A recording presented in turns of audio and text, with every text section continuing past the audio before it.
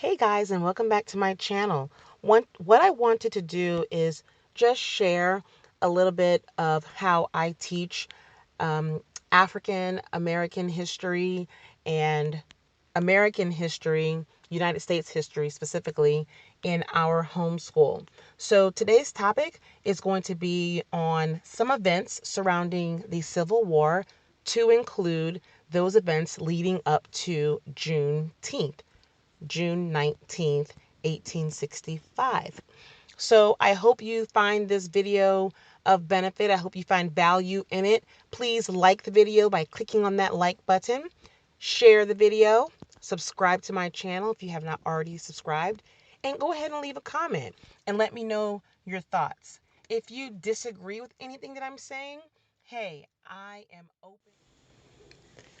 As you listen to the audio recording, I want to give you a little bit of a picture of how I facilitate learning within our homeschool journey. So I like to teach in various ways. My son will either learn through watching a video, he will learn through assigned reading, a piece of literature, or I myself may record a lecture. So what you're going to hear today is a lecture style recording in which my son sits and he listens and he takes notes. And then we talk about what his notes say and any prescribed assignment that I have given him in connection to the lecture. And then we'll talk about all of that around the dinner table, where the entire family can be involved in the process of learning. So I just wanted to give you a little bit of background as to what you're going to hear and why I am approaching the subject the way that I'm approaching it. It's a lecture style teaching. Again, he's taking notes as he's listening to the recording. I upload it to Google Classroom, and then he can go ahead and listen to it more than once. So prior to him actually listening to that lecture, he was assigned a piece of literature, he was assigned reading, and he watched a video. And that way he received the information from various lenses or viewpoints. Then he listened to the lecture, and then all that together gave him a huge framework so he could complete the assignment and then be able to converse and have meat in his dialogue as he discussed his findings and what he learned and his thoughts about the events that took place during that time period. Let me go ahead and dive on in. I always like to go over terminology, terms that you need to know. So we've already talked about those terms. Let me just list them out. 13th Amendment, Abraham Lincoln, Civil War, Confederate Army, Confederate States, Emancipation, Emancipation Proclamation, Juneteenth, Portmanteau, June 19th, 1865, Northern and Southern States, Proclamation, Succeed, Secession, Slavery, Enslaved, U.S. Constitution. So those are the words that we're going to talk about or that you're going to hear throughout our conversation. In terms of the word portmanteau, we spoke about what that actually means, which is a linguistic blend of words or sounds that are put together to create a new word. We talked about how a portmanteau is different from a contraction and how a portmanteau is different from a compound word. And the word Juneteenth, put together, words June and the day 19th, those dates put together creates your portmanteau. So that was a grammar lesson. So let's talk about some background information that led to Civil War and led to Juneteenth. So we talked about enslaved Africans and the fact that they were used for free labor in both the northern and southern states for over 400 years. Now, the journey was said to begin starting from the first documented landing of about 20 Africans by the Dutch ship to the British colony in Jamestown, Virginia. The crew actually seized those Africans from a Portuguese slave ship. Those Africans, some people call them indentured servants, but we do not call them indentured servants when looking at the African perspective. We don't call them indentured servants. Africans were not ever indentured servants when coming to North America or when leaving Africa. Because there was no contract, there was no agreement, there was no debt owed. In terms of the definition of indentured servant, that is true if there was a contract, if there was an agreement, if there was debt that was owed from one party to the next. In those Africans being brought to Jamestown, they did not have a contract. They did not say, hey, I agree with you taking me from my country and bringing me to this land that I don't know, and I'm going to shake your hand, I'm going to sign something, and you're going to let me go after a set period of time, and I'm going to have rights. And there was no agreement, and there was no debt that was owed. There was no debt that was owed to the Dutch, and there was no debt that was owed to those persons in Jamestown. So that's why we don't call them indentured servants, and we don't like to use that term. Now, because many say there was no real form or official method, or there was no form of slavery in North America at that time, that's why they don't use the word enslaved. So let's meet in the middle, and let's say that they were in bondage. Those Africans were in bondage, and they were actually taken from Africa. But when you look at the African perspective, they felt as though they were enslaved because they were taken from their country to go somewhere else without their permission. Okay? So let's keep that in mind. Also, what I want you to keep in mind is that slavery in historical Africa, slavery was practiced in historical Africa for a few reasons. And those forms were debt slavery. Maybe you did owe somebody something, you couldn't pay them back, so you had to pay off whatever debt you had by providing labor. There was enslavement of war captives, when they took over territory, or when there were wars and battles and they won certain areas, some people were enslaved. There was military slavery as well. So in Africa, there was slavery, but it was nothing like the slavery that took place when these Africans were taken away from their country and then shipped off to all these various places for various reasons, okay, to provide free labor. Remember that when we are looking at history, it is very important. Better yet, I'm going to use the word critical. It's very critical to read history from various perspectives and various viewpoints. And I want to charge you to, most importantly, remember to always hear and study history from the lens of the oppressed, because you can't learn history in its totality with a full lens and with candor and with truth when you're always looking at history from the lens of those who may have oppressed. So just keep that in mind, okay? So throughout the 17th and 18th centuries, people were kidnapped from the continent of Africa, and they were forced into slavery in the American colonies in the production of crops like your tobacco and your cotton. After the American Revolution, many colonists, specifically in the North, where slavery was relatively unimportant to the agricultural economy, they began to link oppression of those enslaved Africans to their own oppression by the British, and they called for slavery to be abolished. So slavery itself was never widespread in the North. However, there was slavery in the North, okay? But it was much more prevalent in the South. So let's keep going to the Revolutionary War. So after the Revolutionary War, which took place between 1775 and 1783, the new U.S. Constitution was acknowledged, and the institution of slavery, the institution of slavery was acknowledged in the U.S. Constitution, because they counted each enslaved individual as 3/5 of a person for the purpose of taxation. Keep that in mind. For the purpose of taxation. The U.S. Constitution acknowledged slavery by saying each of your slaves count as 3/5 for the purpose of taxation. And as we go further along and we talk more about this topic, that was one of the major reasons why the northern and southern states did not get along. And that's another reason why the southern states seceded the union, because of taxation. They felt as though they were being overtaxed. Okay.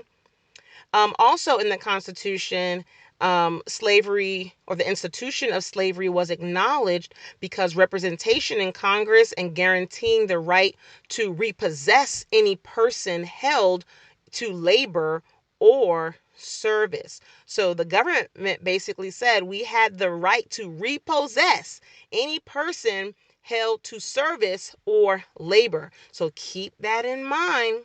Okay. So between 1774 and 1804, all of the northern states abolished slavery. But the so-called institution of slavery still remained absolutely vital and productive in the South. So through the U.S. Constitution, or better yet, through the Congress, they outlawed the African slave trade in 1808. The domestic trade at that time flourished, and then the enslaved population just tripled over like the next 50 years. It surged. So by like 1860, the slave population was around 4 million, with more than half of those slaves living in the southern states, those cotton producing states of the South. Okay, so now you have that background. Take a moment, look through your notes. Let's make sure that you have captured some of the things that I've said. And if you need to pause the video and go back and re-listen in order to capture some of that background information, I implore you to do so. And if any of the information that I've shared, if you want to expand upon it, or if you want to correct some of my statements for whatever reason, feel free to take the time to go ahead and do that. Okay, so now we're going to move on. The disagreement between the northern and southern states. So from the 1830s to the 1860s, there were lots of slave rebellions. The movement to abolish slavery in America gained strength. That's when the Underground Railroad gained real momentum between the 1830s and 1860s. Now, the rebellions, specifically the Nat Turner Rebellion, caused supporters of slavery to further believe that Black people were inherently inferior barbarians, requiring an institution like slavery to discipline them. And they feared that similar, rebellions would lead many southern states to further strengthen like the various slave codes in order to limit the education, movement, and assembly of Black people. So now we're at the election of Abraham Lincoln in 1861. So with the election of Abraham Lincoln, the southern states knew that Lincoln and his party, Republican Party at that time, did not have the same views like those from the South. And they knew with his election and with his party being in power, that could really impact the autonomy that the South had in the areas of taxation and state rights. So through the process of secession, and we talked about what secession was, the process of removing, your state from the Union. The Union was the United States at that time. So through the process of secession, Southern states began to withdraw formally from membership of the Union. So between 1860 and 1861, 11 Southern states actually declared secession from the Union, and they joined together to create the Confederate States of America. Okay. Now, at that time, secession was mainly due to, yes, the institution of slavery, and taxation, because taxation and the institution of slavery went hand in hand. Remember, when the Constitution, the U.S. Constitution, acknowledged slavery, they talked about every enslaved African being um, what? Being 3/5 of a person, and for the purposes of taxation. Okay, so again, when the South seceded from the Union, a major reason was the institution of slavery in terms of taxation, and also state rights and equality among blacks and white supremacy. Now, many people say, no, no, no, no. The Civil War and the Confederate States and secession from the Union had nothing to do with white supremacy and nothing to do with slavery. I beg to differ, and this is why. I see both sides. When one side, meaning African Americans, they feel one way, and those who are in support of the Confederate States and what they stood for in the Civil War, they have their viewpoints. But I implore you to read the Cornerstone Address. The Cornerstone Address was given a few weeks before the Civil War began, and it outlined the reason why the Confederate States seceded the Union. Now, the Confederate Vice President, Alexander Stephens, he described the ideology of seceding the Confederate states being centrally based upon the great truth that the Negro is not equal to the white man, that slavery's subordination to the superior race is his natural and normal condition. So Stephens' speech defended slavery as a fundamental and just result of inferiority of the black race, and explained that the fundamental difference between the constitutions of the Confederacy, and the Union, United States, the contrast between those two ideologies, and laid out that the Confederacy's rationale for seceding from the U.S., as he stated, he said, our new government's foundations are laid.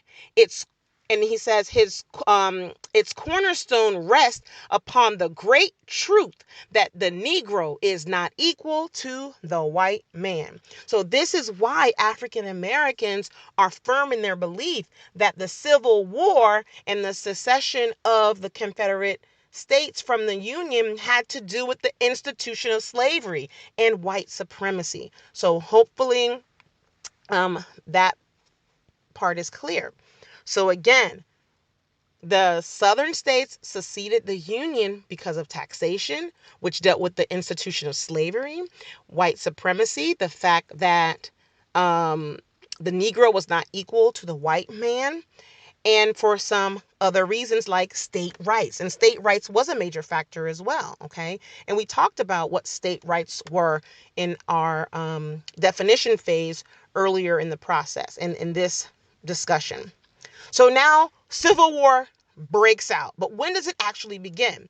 It actually begins in April 1861, when the secessionist forces, those Confederate states, when some folks attacked Fort Sumter in South Carolina, right after or shortly after Abraham Lincoln was inaugurated as the U.S. president. So we like to say, when shots were fired at Fort Sumter, that began the Civil War.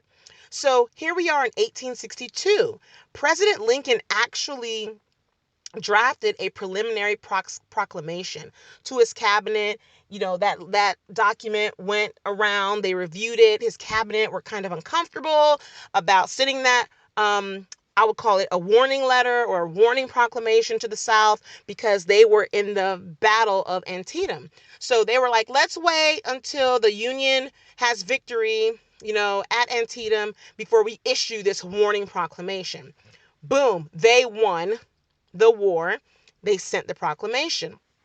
But something happens between the preliminary proclamation and the Civil War beginning. Something happens between that.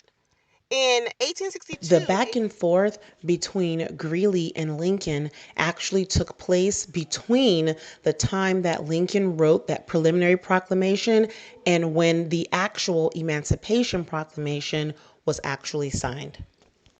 That. In 1862, Abraham Lincoln responded to an angry open letter published by an abolitionist named Greeley. That's his last name, Greeley. Greeley published an assailed letter against Lincoln in a local newspaper due to his soft treatment of slaves. And Lincoln responded to that letter or to that article in the newspaper outlining his policy regarding slavery. So Lincoln says that he's basically torn between abolitionists and Northern Democrats and Southern Confederate states that did not secede because he needed their support. So he had to figure out a way, what can I say, to make sure both parties, both entities, understand my policy. Okay. So he explained his objective. His objective was to save the Union. It wasn't about saving slaves. It wasn't about destroying the institution of slavery. It was simply about saving the Union. He explained that if he could save the Union without freeing any slave, he would. If he could save the Union and free all of them, he would. If he could save the Union and free some and not all, he would do it. So he further states that what he decides to do about the black race and slavery aligns to what he believes is best to save the Union. So this letter again basically reassures the Northern Democrats that the war is not a crusade to abolish slavery, while also kind of preparing the public and the Republicans of his party that there may be a change in policy that's coming. But remember when we said earlier that he wrote that warning letter, that preliminary proclamation? He wrote that before he responded to Greeley in that newspaper article. So he kind of knew what he was doing here, okay? So now we are in 1862, September 22nd. The Union has victory at the Battle of Antietam, and he signs and sends the preliminary proclamation, which basically formally alerts those Confederate states that his intention is to free all those slaves within those rebellious states if they don't come on back to the Union. Okay? So Lincoln knew that freeing the slaves in the southern states would also create a cyclical devastation to the southern economy in terms of the southern or in terms of the institution of slavery based on the economic importance and wealth building that the free labor, slavery brought to the South. So remember, it's all about saving the Union. So my question to you, did he really care about the slaves? Did he really care about the well-being of the slaves? Did he want to free the slaves because it was the right thing to do and that was the first and foremost reason of going into war? Answer that question for me. And remember what he said in his letter. It wasn't about freeing or not freeing slaves. It was about doing what was best for the Union. Okay? And what was best for the Union was making sure that all these states were in order, that all of these states, both northern and the southern states, that they were on the same page. It was one government. There was not two different economies, two different governments. We were all on the same page for the greater good. So again, he knew that if he freed those slaves in those southern states, that there would be economic disaster for them. And that was the best way to bring them to their knees and back into the Union. So 100 days after he sent that warning letter, the preliminary Emancipation Proclamation, the Confederate States were still in full rebellion. They said, Lincoln, we're ignoring you. We don't want to go back to the Union because we, as states, we want our own government. We want to run things the way we want to run them. The Constitution gives the government authority to do certain things, but if those things that we are doing are not specifically outlined in the Constitution, then the government should not tell us what we can or can't do. And that is in the same vein regarding the institution of slavery in our economy and how we make money and what we decide to do. Okay? So they continue to rebel. So, despite the expansive wording of the Emancipation Proclamation, you guys have to keep in mind, remember that proclamation was still limited because it only applied to the rebellious states. Freeing of slaves only applied to those Confederate states. All the border states and even the northern states that had slaves and the southern states who did not secede the Union, they had slaves. And they still had slaves after the Emancipation Proclamation. It wasn't until the 13th Amendment that all slavery was abolished. And we'll talk about that later on, okay? So the Emancipation Proclamation announced the acceptance of black men also into the Union Army and Navy. And it allowed the liberated to become liberators, okay? And by the end of the war, there was like almost 200,000 black soldiers and sailors that had fought for the Union and for their freedom. So remember, let's talk about that 13th Amendment, okay? So January 1st, 1863, that's when he actually signed and issued the Emancipation Proclamation. The 13th Amendment in the United States, which abolished slavery and involuntary servitude, except for the punishment and crime, it passed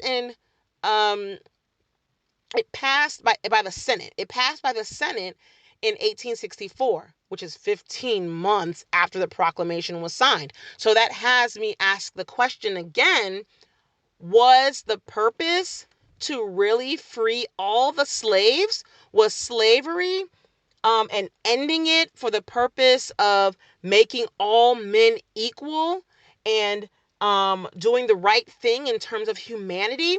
Was that really the cornerstone? Because the Emancipation Proclamation did not free all slaves, only those in the rebellious states, in my opinion, to hit their economic system and bring it to its knees. And 15 months later, that's when the Senate said, okay, let's pass a bill to free all the slaves, okay, in 1864, 15 months later. So now Lincoln in November 1864, he is reelected during the Civil War. We're still in war right now. Now in 1865, April 9th, that's when the Confederate Army surrendered. So about 5 months after Lincoln was reelected, Confederate Army gives up. They lost the war, and that's when the the Confederate States, the government that they created, because they had a full-blown government, guys, that's when the dismantle of the Confederate States and the government of the Confederate States began to be dismantled. So now the Civil War is supposedly over because they surrendered. The Confederate States surrendered. Now the word traveled really slow to those slaves. And it traveled slowly for, I would say, mainly two reasons. One, the war was over, but the Confederate Army still fought the Union Army. And actually, tidbit of knowledge, black Union soldiers actually helped win this fight when they were going into Texas, because Texas was the last state to, one, join the Union in the first place, because they wanted to create their own government, their own republic. So it makes sense why Texas was even the last state to surrender and to free its slaves. So on June 2nd, 1865, although the war was over, the Confederate Army still kept fighting. And as they came to Texas on that date. So, and also another reason why it traveled slowly, other than the fact that the Confederate Army still kept on going after their generals surrendered, was because the Union Army didn't have enough soldiers after the Civil War to spread the news as quickly as possible. But remember, as Union troops retook territory, as they went into the various southern states and took the territory back, that's when they freed individual plantations, letting the slaves know by reading proclamations. Now, although the Civil War and the Emancipation Proclamation, those events took place, there was hearsay among slaves that they were free. Remember, these slaves are working in the field, they're working around the table. States or slaves are being freed from other plantations or other states as they are liberated by the Union soldiers coming in. So there's hearsay, around the table. There's hearsay around the African Americans about the fact that they're free, but they dare not mention or ask their slave owners. So they just wait. They just wait to be emancipated and free formally through those Union armies and soldiers coming in and letting them know. So now we're in January 31st. We're on January 31st, 1865. This is about 24 months and about 2 years after the Emancipation Proclamation was signed. This is when the 13th Amendment was actually passed by the House. So now it's considered to be passed by Congress. So Congress passed the 13th Amendment, again, 2 years after the Emancipation Proclamation was signed. This is when Congress finally passed the complete bill or amendment that said slavery everywhere in the Union and the United States is abolished. Okay. 1865, April 15th, April 65, after about 4 months, February, March, April, about 3 months. 3 months after after Congress passes the 13th Amendment, Lincoln is assassinated. He's assassinated on April 15th, 1865. June 19th, 1865, April, May, June, about 2 months after Lincoln is assassinated, Union soldiers march on in to Galveston, Texas, with news that the Civil War was over. This was like, what, 2.5 years later, guys? So they march on in to Galveston, Texas, with news that the Civil War was over, and they read the Texas Proclamation. And over 250,000 slaves were now aware that they were free. Just imagine that you have these slaves working in the fields, going about their daily activities, and they see a bunch of black men in uniforms on horses with guns coming in with Granger, as Granger reads the Texas Proclamation telling them that they are now free. So I would think, these black slaves are like, who are these black men on the horses with guns in uniforms? Are they Yankees? Are they fighting with the Union? Like, they're coming in?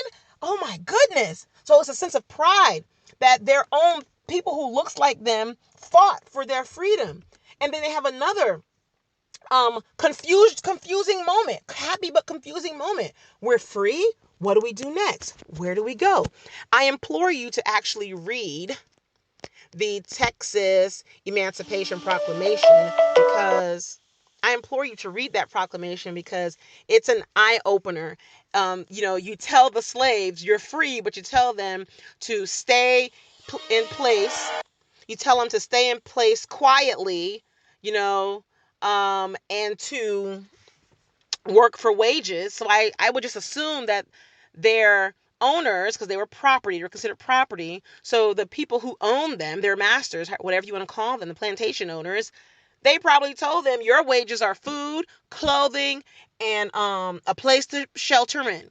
So I'm not paying you a penny or dollar.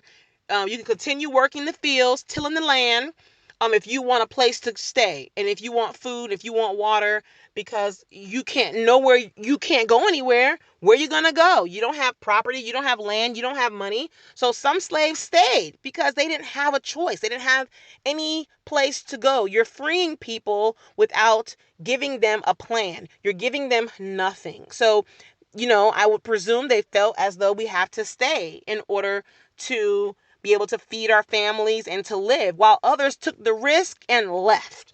Okay. So I implore you to read the actual Emancipation Proclamation.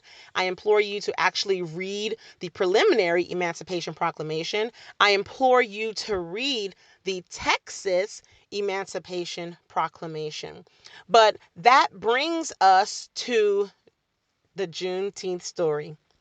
The Juneteenth story is June 19th, 1865, when the Union soldiers came and marched on into Galveston, Texas, with news letting that last Confederate state know that the Civil War is over, guys. Emancipation Proclamation was read, the Texas version, and said, "You are free."